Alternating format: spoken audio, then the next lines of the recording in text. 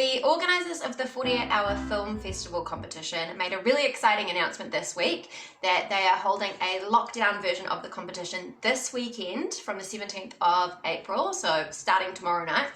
Now, I think that this is a really awesome activity that you can do to bond with your family or your flatmates or whoever's in your bubble. But obviously it can be a bit challenging if there's people in your team that aren't that experienced at filmmaking and you still want to make something decent. I was inspired to make this video because I have a team entering the 48 hours lockdown this weekend, but I'm in a bubble of one and the rest of my team are in another bubble in another part of the country, and most of them don't have any filmmaking experience. So I wanted to make a video that can give them a little 101 on filmmaking basics, just so that we're all on the same page.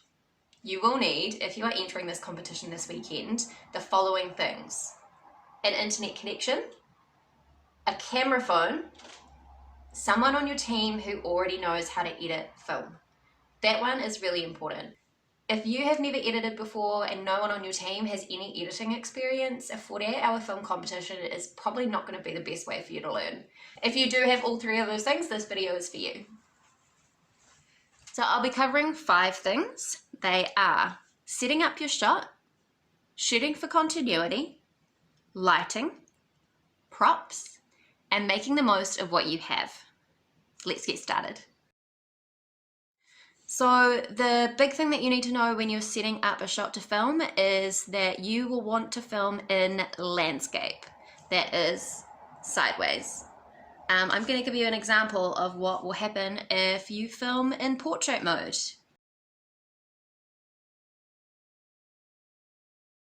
Now, a lot of us instinctively want to film in portrait mode. That's how we film when we are on a FaceTime call.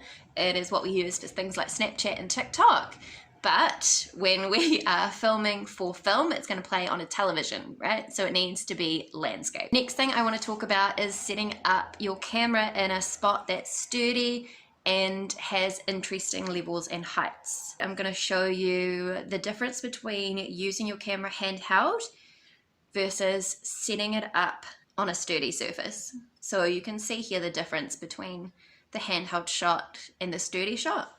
I luckily enough have a mini tripod that I use for my camera, but there are other things you can do to set your phone up in a sturdy place. It can be as simple as sticking it to a coat stand or a washing line or a wall with some sticky tape.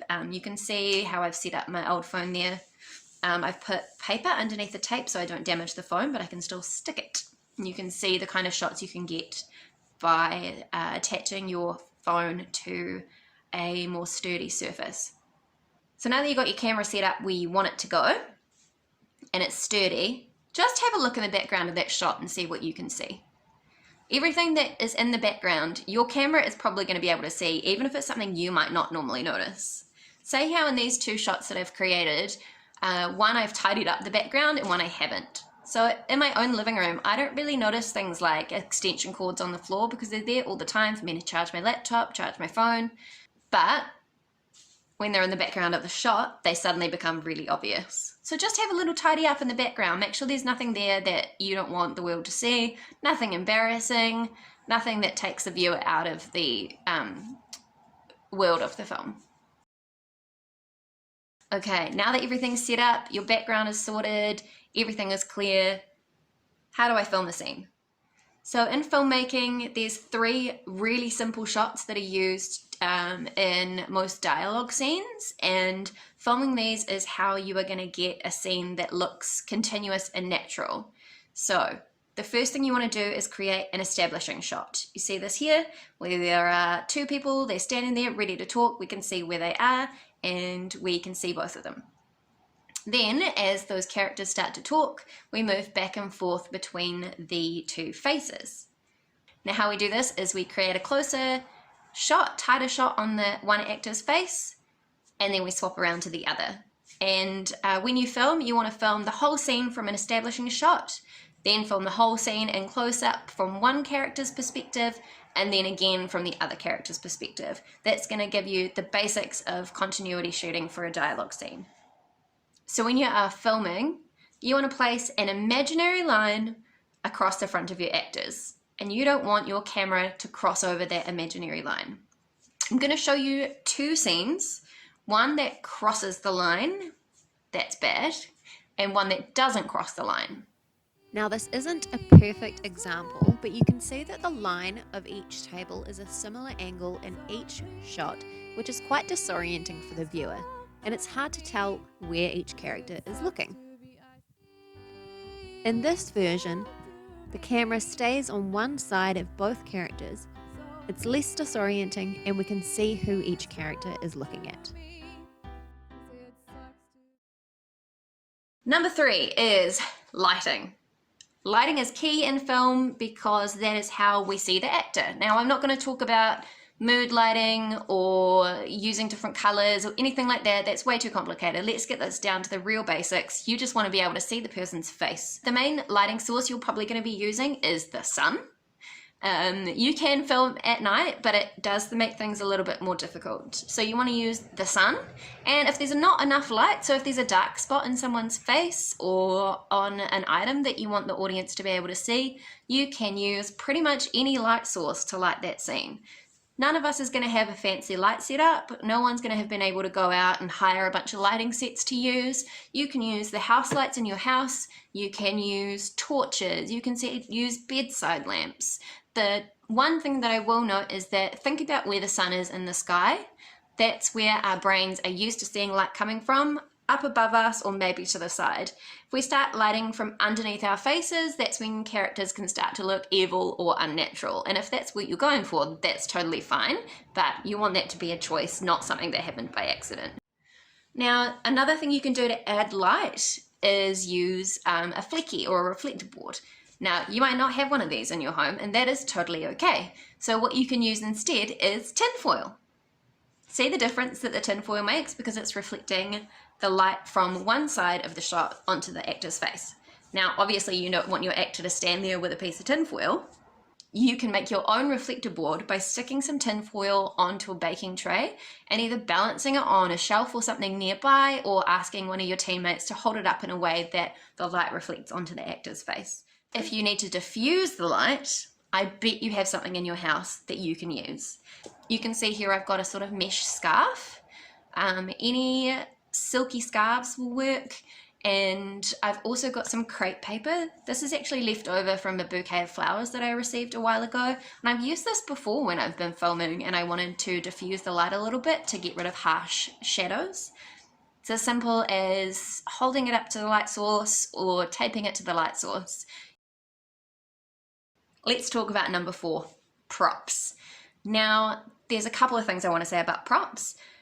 The first is you have props all over your house. We're not filming in warehouses, we're not filming on empty sets, you're probably filming in your own home. And trust me, you have amazing props that you can use or that you can make. Now is the time to let your inner creative being shine. So you can see my little prop table that I've got here set up. Some of the things in the shot are flour, gelatin, red jelly, and glucose syrup. I've put those in because you can make a lot with these basic kitchen items. You can use flour and water to make a DIY Play-Doh or modeling clay. So if you have some random prop that you want to use that you don't own, you can make one out of Play-Doh. You can use gelatin to make simple prosthetics. You can use red jelly to make fake blood. And you can use glucose syrup to create fake blood as well. If you want something thicker or thinner, you can thin it out with water and use a little bit of food coloring. Now, the other thing I do want to say about props is think about how the props you're using reflect the character that you're trying to portray. For example, if my character is drinking a cup of coffee out of this cup, what does that say about them? Maybe it's just the nearest coffee cup I grabbed off the shelf. That's fine, but what does it say about their character if they're drinking out of this cup? Or this one? In real life, we might grab a coffee cup off the shelf and not really think too hard about what that might mean for us and what it says about our personality. But in film, every single piece of communication to the audience really makes a difference. If your character is putting on shoes, what do those shoes say about them? Is it communicating what you want or not? Finally, the 5th and most important thing is to make the most of what you've got. So I'm just going to show you a couple of shots from my back garden. See how it could be a park? I could change the angle of the camera to make this into all sorts of outside spaces that we can't go to because we're in lockdown. You're not allowed to break the lockdown rules in this competition, so you can't sneak off to the park in the name of art. It's not only against the competition rules, it's also against the law. So make the most of what you have available to you. Now, this might be places in your property, or it also could be people in your property, right? So who's in your bubble? This is such a cool opportunity for you guys to all show off to each other what your strengths are. Oh, my uncle's in my bubble and he doesn't really like anything except fishing. Amazing. He's got fishing line. Now you can make things fly through your set. Maybe he has a boat. Can you use that as an awesome set piece? If there's someone in your bubble who can sew, paint, build stuff, make sandwiches for everyone, they are part of your team now. Maybe you have someone in your bubble who doesn't like doing creative things at all. They're more of an organized person, they like solving puzzles and patterns, not all this arty-farty stuff. Great, you just got yourself a production manager. Everyone's using their strengths. Everyone gets to show off a little bit, and everyone gets to join in the fun.